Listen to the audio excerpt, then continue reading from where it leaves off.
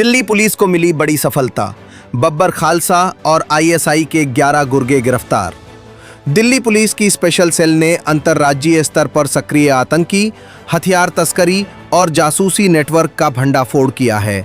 इस मॉड्यूल का सीधा संबंध पाकिस्तान की खुफिया एजेंसी आईएसआई और प्रतिबंधित संगठन बब्बर खालसा इंटरनेशनल से बताया जा रहा है। 2 अलग अलग ऑपरेशन में कुल 11 आरोपितों को दिल्ली और पंजाब से गिरफ्तार किया गया है। पुलिस का दावा है कि समय रहते कार्रवाई कर एक बड़ी आतंकी साजिश को नाकाम कर दिया गया।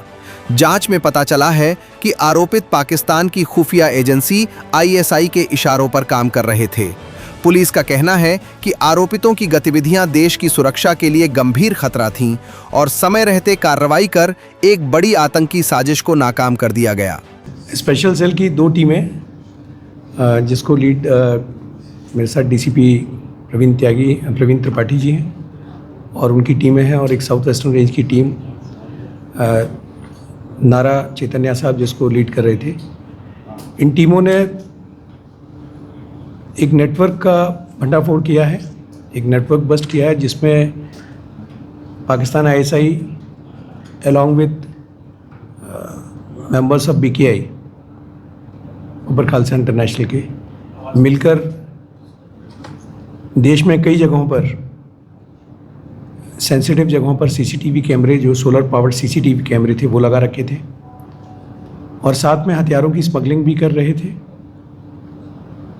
तीसरा इम्पॉर्टेंट पार्ट इसका है कि कुछ जगहों पर ग्रेनेड अटैक की भी प्लानिंग थी।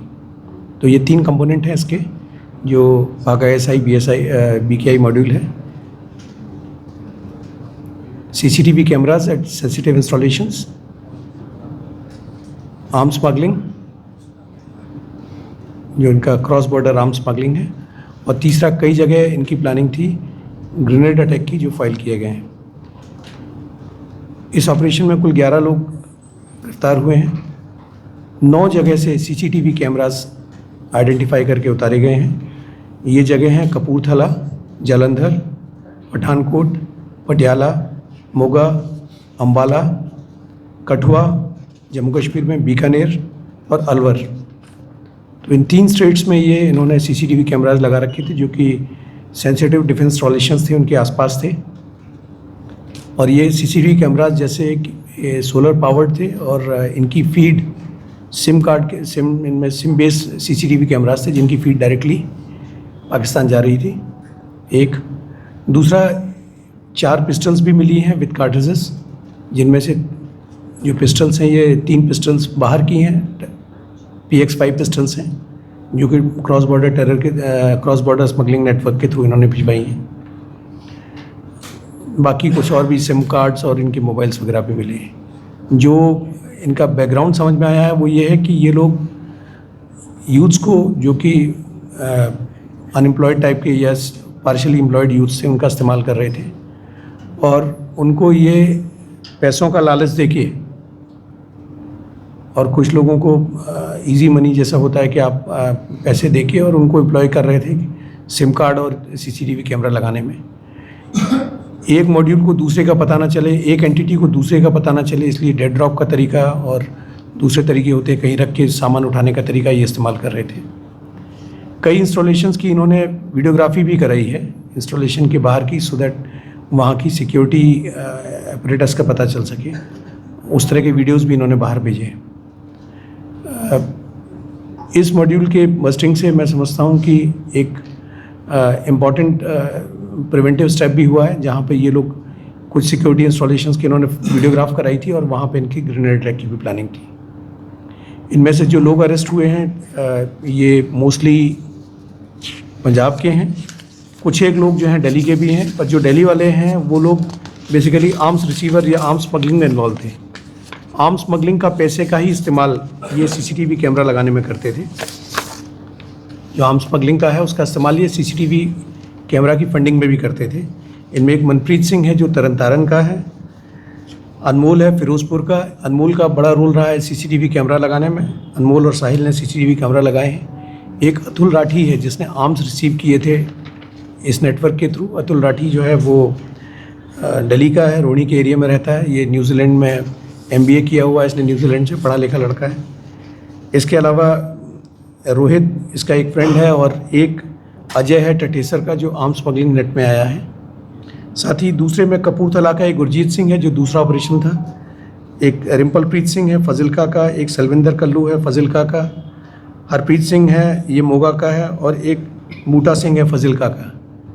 तो ये लड़के इस नेटवर्क में इस्तेमाल हुए हैं। सर कहाँ से इनको जो पैसा कितना मिल जाता है आपका CCTV लगाने का, और क्या जो हाल में गाजियाबाद में एक नेटवर्क पकड़ा गया था, इस मॉड्यूल के साथ इसका कुछ संपर्क है? देखिए, जो टॉप ऑपरेटर्स हैं वो तो वही हैं जो बाहर से बैठ के कंट्रोल कर रहे हैं, लेकिन जो गाजियाबाद मॉड्यूल से इसमें डिफरेंट है वो ये कि इसमें BKI से कनेक्टिविटी इन लड़कों की आई है। जो लड़के पकड़े गए हैं ये बब्बर खालसा इंटरनेशनल से कनेक्टिविटी वाले लड़के हैं एक।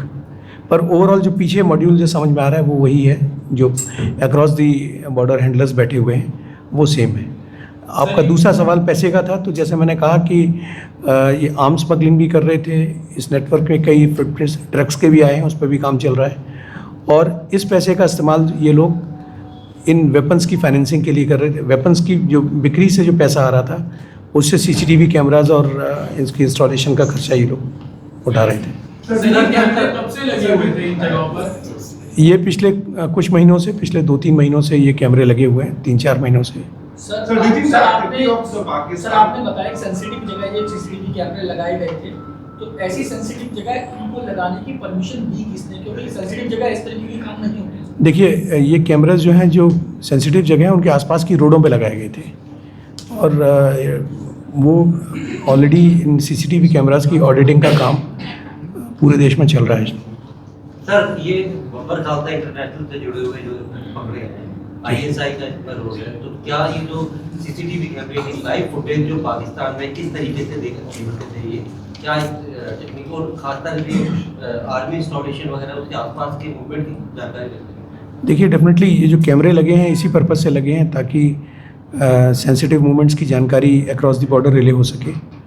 और जो मैंने कहा कि पीछे जो हैंडलर्स हैं वो ISI ऑपरेटिव्स हैं, पाकिस्तान इंटेलिजेंस ऑफिसर्स हैं, जो इन कैहूट्स विद बब्बर खालसा इंटरनेशनल के जो लड़के हैं उनके जो यहाँ पर नोन टू हैं उनका इस्तेमाल कर रहे हैं। Sir, do you think because of the global, potential in West Asia, Pakistani ISI has been placing these individuals for more intelligence gathering?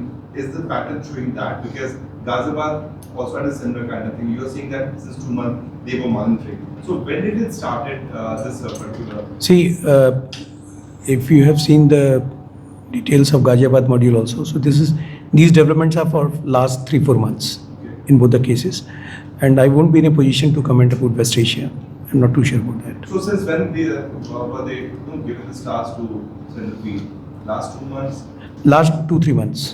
2-3 months. Yeah. Sir, can you detail the financing behind this? Financing का should I speak in English or Hindi? नहीं, what's needed for channel? Okay, so finance was basically arranged through sale of these weapons and also through their drug network, and this money was used for purchase of cameras and for payments of operators who were installing these cameras. Delhi में हत्या के 2 आरोपी कुछ घंटों में encounter के बाद गिरफ्तार। रानीबाग थाना पुलिस ने त्वरित और प्रभावी कार्रवाई करते हुए मर्डर केस में शामिल 2 आरोपियों को कुछ ही घंटों में गिरफ्तार कर बड़ी सफलता हासिल की है। पुलिस को जानकारी BSA हॉस्पिटल रोहिणी से मिली थी, जहां पीतमपुरा निवासी लगभग 40 वर्षीय राजू को उसके 2 दोस्तों द्वारा आशियाना अपार्टमेंट बस स्टैंड के पास चाकू मारकर भर्ती कराया गया था, लेकिन इलाज के दौरान उसे मृत घोषित कर दिया गया। आज 12:30 के आसपास BSA हॉस्पिटल से एक MLC मिलती है कि एक 40 साल के आदमी को चाकू लगाए और उसकी इलाज के दौरान मृत्यु हो जाती है। इसमें डिजीज़ का नाम है Raju son of Ram Prasad, age 40 year. ये बेसिकली नेपाल का रहने वाला है, जैसी इन्फॉर्मेशन पता चली, और बेगाबॉन्ड एक हिसाब से रोड पे रह रहा था। तो इसी दौरान हमारी टीम को इन्फॉर्मेशन के बाद में टीम जो रानीबाग थाने के SHO और ACP पर टीम बनाते हैं, और उसके बाद अक्यूज़ को पकड़ने के लिए अक्यूज़ की पहचान की। CCTV फुटेज वहाँ पे चेक किए गए थे। CCTV फुटेज में पता चलता है कि 4 लड़के हैं जिन्होंने ये जो विक्टिम है और उसके दो दोस्त हैं, उन पे अटैक किया था चाकू से। और ये इंसिडेंट है आसियाना अपार्टमेंट बस स्टॉप के पास की इंसिडेंट हुई है। तो उसके दोस्त ही उसको हॉस्पिटल जो बाबा साहेब अम्बेडकर हॉस्पिटल में लेके गए थे, जहाँ उसकी डेथ हुई है। पुलिस ने पूरा मामले की सीरियसनेस को देखते हुए बहुत टीम बनाई, मल्टीपल टीम्स ने काम किया, मैनुअल इनपुट डेवलप किए और इसमें सीसीटीवी फुटेज बहुत सारे चेक किए। इसमें 4 लड़के आइडेंटिफाई हुए जो कि इसको विक्टिम को जिन्होंने चाकू मारा, जिसमें से दो लोग हैं। तो काफ़ी टीमों ने काम किया। इसके बाद पुलिस की एक टीम को इन्फॉर्मेशन मिली है, टीम है, उसमें head constable Hanuman, constable Somendra, constable Dinesh, head constable Amit और एसएचओ जो रानीबाग है प्रवीण और एसीपी मुरारी के नेतृत्व में इन्होंने कार्रवाई करी। और ये जो हमारे अपीजे स्कूल है, जो रानीबाग के एरिया में अपीजे स्कूल है, वहाँ पे पानी की टंकी है, वहाँ पता चला कि कुछ अक्यूज जो कि इस वारदात में इन्वॉल्व है वो वहाँ छुपे हुए हैं। तो टीम वहाँ पहुँचती है। तो टीम जैसे ही वहाँ पहुँची तो अक्यूज़ ने तुरंत ही टीम ने पकड़ने की कोशिश करी। तो अक्यूज़ ने जो टीम की पिस्टल थी उसको छीना और पुलिस पे फायरिंग की। तो पुलिस ने जवाबी कार्रवाई में फायरिंग करी, जिसमें पुलिस की तरफ से 3 राउंड फायर हुआ। दोनों अक्यूज़ के पैरों में गोली लगी। अक्यूज़ का नाम है Lal Babu alias Lalu son of Upendra, age 19 year, ये पीतमपुरा विलेज में रहता है। और दूसरा कुंदन सन ऑफ इकबाल, ये भी 20 साल का लड़का है। तो दोनों को उसके बाद आगे इनको हॉस्पिटल पहुंचाया गया बेसिक ट्रीटमेंट के लिए और इसमें आगे जो कार्रवाई जारी है। सर इसमें प्रीवियस रिकॉर्ड भी है क्या, जो क्रिमिनल सेल का कुछ प्रीवियस भी है? देखिए प्रीवियस रिकॉर्ड अभी हम उसकी इन्वेस्टिगेशन में हम चेक कर रहे हैं। अभी तक इनका प्रीवियस रिकॉर्ड नहीं आया, लेकिन इनका जो अक्यूज 2023 में भी कभी कोई इनका झगड़ा हुआ था, लेकिन उसका कहीं पुलिस में कोई रिकॉर्ड नहीं था। बेसिकली जो विक्टिम है वो अपने दोस्त के साथ मधुबन चौक के एरिया में रोड पे ही सोता था। जब वारदात हुई उस टाइम भी बस स्टॉप के बैक साइड में सो रहा था। सर वजह क्या है, क्यों मार रहे हैं? देखिए हत्या की जो वजह है, जो अभी तक इनके पूरे इंटरोगेशन जो विक्टिम है उसके दोस्त का से पूछताछ में और इनसे पूछताछ में पता चला कि ये पहले 2023 में एक दूसरे में झगड़ा हुआ था, कोई छोटा मोटा झगड़ा था जो कि इतना बड़ा लेवल का नहीं था। उसके बाद विक्टिम यहाँ पे था नहीं, तो तब से इसकी एक ग्रज लेके बैठे हुए थे उसके साथ। तो इन्होंने सडनली अटैक किया उसको। एनकाउंटर से कितनी देर पहले आतंक की वारदात हुई थी और वजह क्या रही थी? देखिए पुलिस ने ये पूरे लोगों को मल्टीपल टीम हमने बनाई और इसको काफ़ी दूसरे थानों के भी स्टाफ लगे थे रानीबाग के साथ साथ, और हमारी जो ATS की टीम भी उसमें इन्वॉल्व थी। तो सभी टीमों ने कार्रवाई की। तो इनको हमने 4 घंटे के अंदर इनको पकड़ लिया दोनों को। दिल्ली में 48 घंटे के मेगा ऑपरेशन में 235 करोड़ की साइबर ठगी का खुलासा। राजधानी दिल्ली में साइबर क्राइम के खिलाफ एक बड़ी और सुनियोजित कार्रवाई को अंजाम देते हुए दिल्ली पुलिस ने ऑपरेशन साइबर हॉक 4.0 के तहत अब तक की सबसे बड़ी कार्रवाई की है। इस 48 घंटे के मेगा ऑपरेशन में करीब 235 करोड़ रुपए की साइबर ठगी का खुलासा हुआ है, जिससे अपराधियों में हड़कंप मच गया है। शाहदरा जिले के डीसीपी राजेंद्र प्रसाद मीणा ने जानकारी देते हुए बताया कि यह operation police commissioner Satish Golcha के नेतृत्व में 6 अप्रैल सुबह 8 बजे से शुरू होकर 8 अप्रैल सुबह 8 बजे तक लगातार 48 घंटे तक चलाया गया। इस अभियान का मुख्य उद्देश्य साइबर अपराधियों के नेटवर्क पर सीधा और सख्त प्रहार करना था। जी, माननीय सीपी साहब के निर्देशन पर 6 अप्रैल को सुबह 8 बजे से लेकर 8 अप्रैल को सुबह 8 बजे तक ये 48 घंटे का ये साइबर अपराधियों के खिलाफ एक साई हॉक 4.0 ऑपरेशन शुरू किया था, जिसमें जो भी जितने साइबर अपराधी थे उनको टारगेट किया गया। इसके लिए पहले से एक एक्सरसाइज की गई और उनको चिन्हित करने के बाद में ये ऑपरेशन की शुरुआत की गई, जिसमें कि शाहदरा जिले में कुल 22 टीमें बनाई गई और इन 22 टीमों को ये टास्क दिया गया कि ये विभिन्न जगहों पर जाके छापेमारी करेगी और वहाँ से ये तकरीबन 281 लोगों को राउंड अप किया था, जिनको पूछताछ के लिए बुलवाया था। उनमें से 34 को उसमें अरेस्ट किया और 38 को उसमें बाउंड डाउन करके छोड़ा। इस तरह 72 लोगों के खिलाफ इफेक्टिव कार्रवाई की गई और बाकी जिनको नोटिस इशू किए गए वो 81 आदमी थे। तो इस तरह 150 से ज्यादा लोगों के खिलाफ इसमें कार्रवाई की गई और उसके बाद आगे जो इसमें जो पुराने जो केस थे वो तकरीबन 18 लिंक हुए और नए केस इसमें जो है 38 लिंक हुए थे और इसमें टोटल जो एनसीआरपी की कंप्लेंट जो लिंक की वो 322 थी और जो लिंक जो इसमें रकम थी वो करीबन 235 करोड़ के आसपास थी, जो कि इन सभी साइबर अपराधियों ने इसमें गबन किया या अपराध किया था। साथ ही साथ इसमें अगर साइबर अपराध करने के इक्विपमेंट्स के बारे में बात करें तो इसमें हमने 23 मोबाइल इनके जब्त किए थे और एक वाईफाई राउटर और बैंक किट्स भी इनमें शामिल थी तथा आधार कार्ड जो फर्जी थे वो भी उस तरह के 18 आधार कार्ड इसमें जब्त किए गए और हमारी टीमें उत्तरी भारत के विभिन्न राज्य जिनमें मध्य प्रदेश, राजस्थान, पंजाब, हरियाणा, हिमाचल प्रदेश, यूपी, इन सभी में से टीमें जा करके उनको अरेस्ट करके लाई थी। इस तरह ये पूरा ऑपरेशन साइबर अपराधियों के खिलाफ एक सबक साबित तो होगा।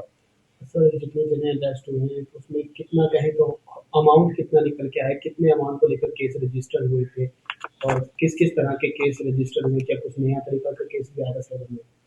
मैं आपको बताया कि इसमें कम से कम तो 235 करोड़ के आसपास का जो है रकम वो लिंक हुआ है। अभी इसमें फर्दर इन्वेस्टिगेशन चल रही है, इसमें और कितने ग्रुप और गैंग शामिल है उन सब के बारे में पता किया जा रहा है। ब्यूरो रिपोर्ट, टीम तफ्तीश न्यूज़,